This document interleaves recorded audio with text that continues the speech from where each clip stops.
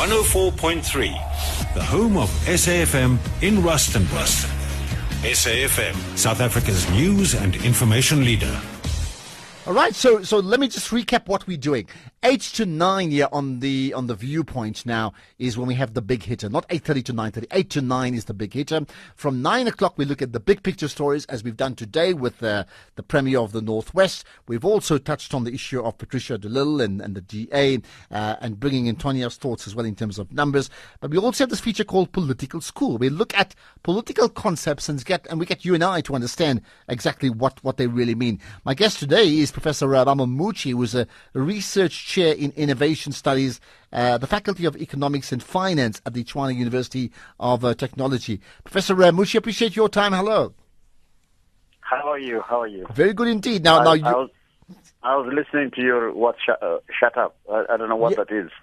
well, the President Ramaphosa. Yes.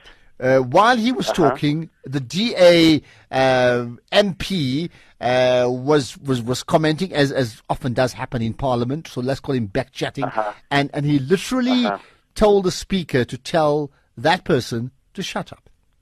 Unprecedented in our Parliament, I would think. Okay, so it's a nice segue to go to political school to say whether that would be allowed.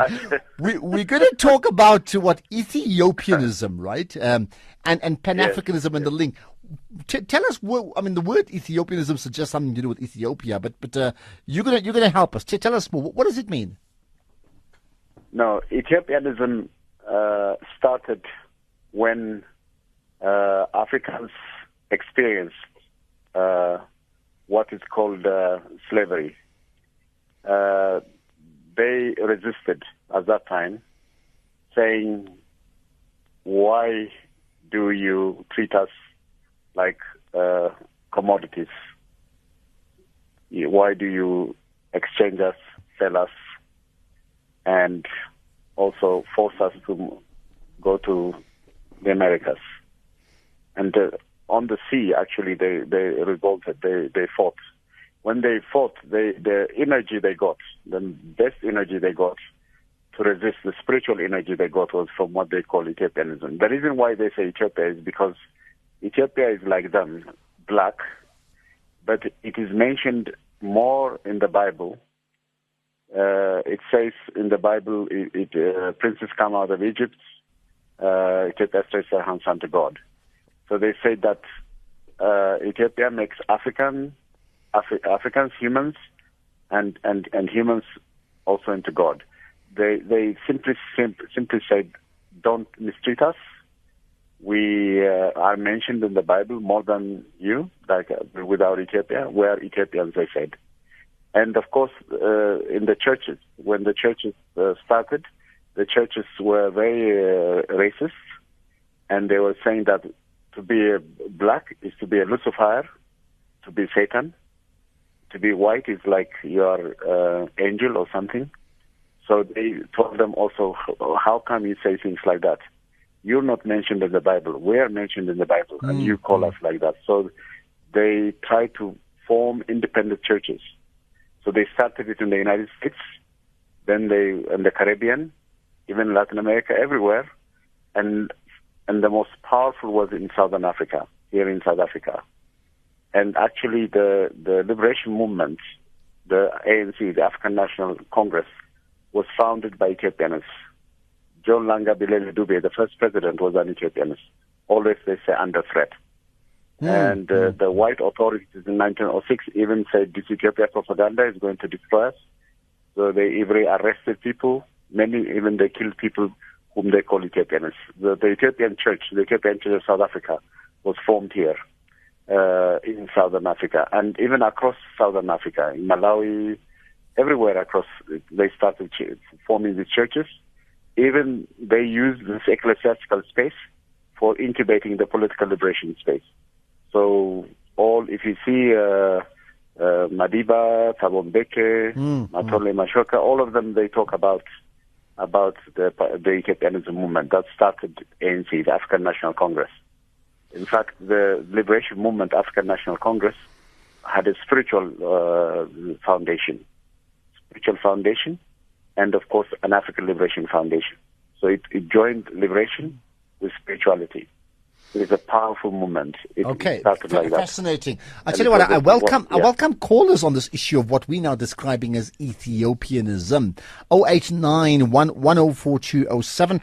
My guest, Professor Mammo Muchie, who talks about just that. You can certainly give me your thoughts. You can tweet us, hashtag SAFM Viewpoint. Now, here's an interesting one, an SMS we had from someone describing themselves as Ma Africa K, or just K. Evening, Ashraf, there is no such thing called Ethiopianism anywhere in the world, unless you mean Rastafarians, Ashraf. So you want to answer that, Professor Muchie? No, that's completely not true. Ethiopianism started before Rastafarianism. Rastafarianism started later when Emperor Haile Selassie came, which is quite different.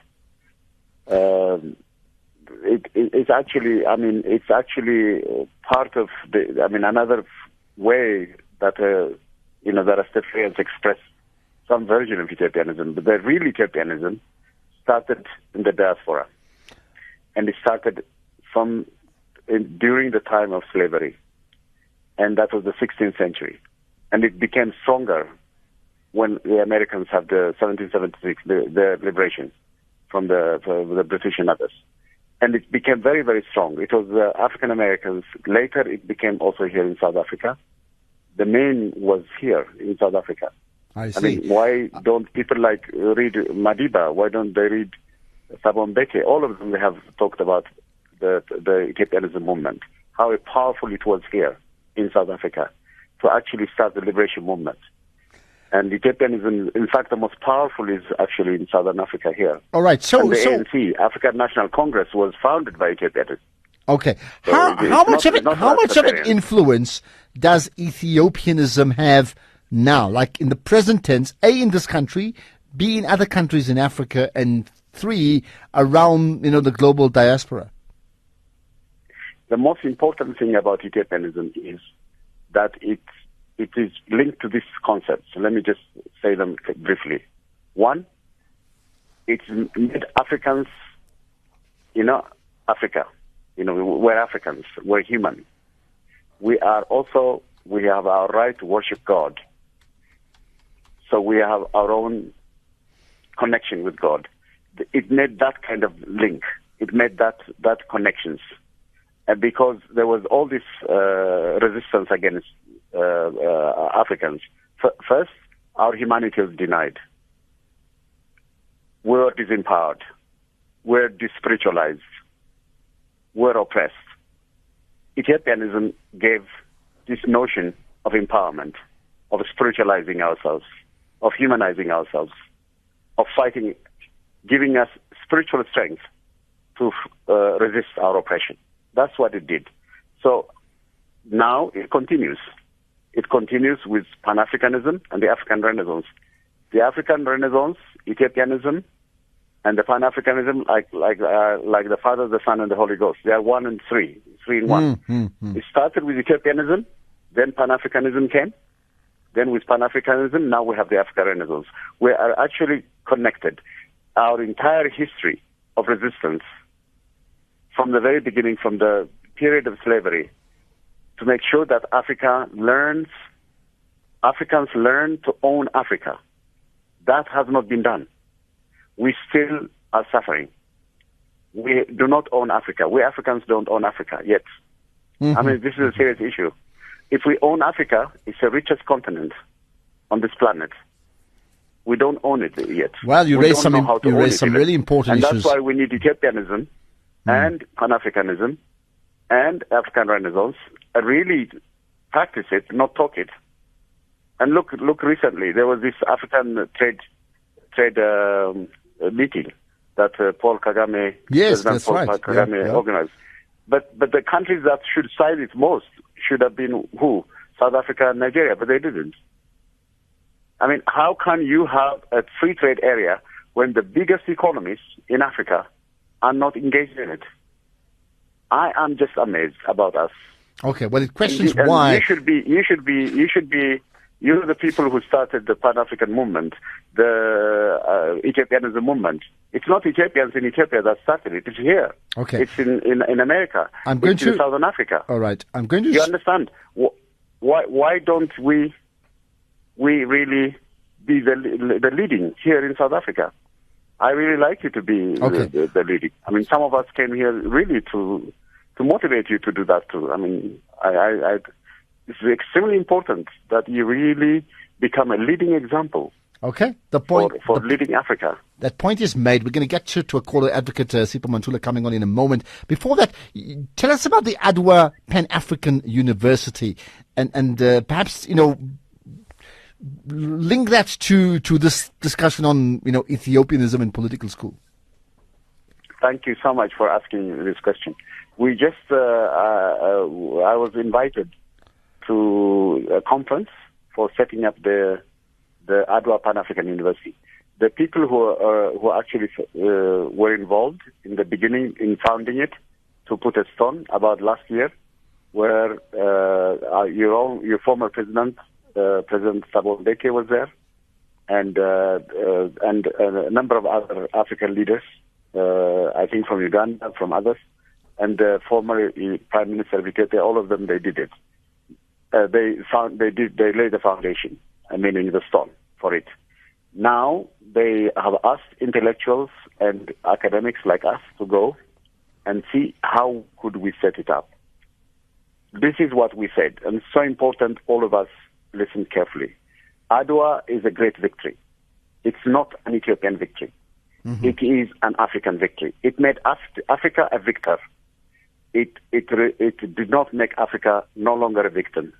It's an important victory, a global victory that the Europeans themselves said, this victory made us a victim. They say that. I'm serious. They have written it all in their press. It's an important victory. So Adwa is not just Ethiopia. It is all of Africa. Okay. So one of the key things we want to do is build it as a heritage, a global African heritage site. We need to make Africa Day, the Victory Day, should be a whole Africa Day. That it should be. It is on March 1 and 2, around that time. Okay. We also want the Pan-African University. This Pan-African University needs over something like 80 to 90% of the students must come from all over Africa. This is the first time we will integrate Africans. They will grow together. They'll be inventors, innovators, creators, entrepreneurs. Well, I'll tell you what you do. Creators, not job seekers. Can I suggest? We want them to be like that. Okay. We want to create a new, unique university with a unique academic challenge. All right. With all the knowledge that Africa's knowledge that has been ignored, all the spirituality, everything that Africa has, the traditional African medicine, everything. Okay, Professor Muchie. In Africa, we want to bring it, and we want all of Africa to join, fund it ourselves, not borrow money from everywhere. Do it ourselves and run a great university. Okay. And I think we should do it, a unique university. Okay.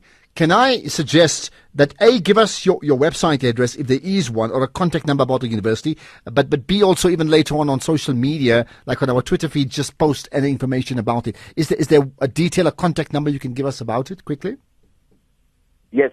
The contact details, I didn't actually, I wish I had done that. I cannot immediately give you. All right, pass it on to Level. We'll Dr. Ayele Bakare, who is guiding the board that's actually all doing right, it. That's fine. But what we'll do, we'll get the details. And I can send you that details also. Okay, we'll do that. I can send it to you. You can then put it on online. That's fine. Yeah. Let's take a quick call. Advocate Mantula has been holding on, of course. Good chatting to you, Sipho. Hi. Thank you very much, Ashraf. What a refreshing knowledge. Professor Mamuchi, Salamna, Ikurusewa. Salamna. Thank you. Ashraf, what I was saying is that that issue that he has raised of the Battle of Adwa of 1896, the 1st of March, is very critical in our calendar. But as well, Ashraf, to link what you have said, that even the former president of this country received this military training, both Algeria, Morocco, Ethiopia. And that is very critical when you are saying that Ethiopianism was part of the formation of the of the ANC when it was the Native Congress, and as well as the PAC freedom fighters that were in exile in Addis Ababa. So it's very critical that when we think of Africa Month, as you have said, 3 days ago, Ashraf, it was the Ethiopian Liberation Day, the 5th of May, 1941. That was the second return of Haile Selassie from London back to Ethiopia through the southern Sudan. And that is something that we have missed when we are thinking that 20 days later, it will become Africa Liberation Day, not Africa Day, Ashraf, because media have a misnomer of calling it Africa Day when actually got that. Is the liberation of the whole continent. Okay, Sipho, let's leave it at that. Thank you for your time. Professor Muchie, you got 30 seconds to make one final point. Go ahead and tell us. Professor Muchie, you got 30 seconds to make a final point, yeah? I think we really need to strongly promote Pan-Africanism. I hope your new leader, President Ramaphosa, really makes South Africa a leading Pan-African nation in Africa. That guides us. And we learn all the history, the connections, the whole of Africa, whatever problems we had with each other. When it came to fighting apartheid, we were united. Okay, and that's where we're going to leave it. So let Africa and South Africa be one. That's where we leave it. Professor Mammo Muchie, Research Chair in Innovation Studies at the Faculty of Economics and Finance at the Tshwane University of Technology. Thank you for your time, but also very important, that school that he spoke about. We'll talk about that when we get to know more about it. That's the show. Tomorrow we, as always, start with the big hitter. It's 8 o'clock. Muletsi Mbeki. Of course, he's going to have a lot to say. Looking forward to that. Let's get the news now. It's 10 o'clock.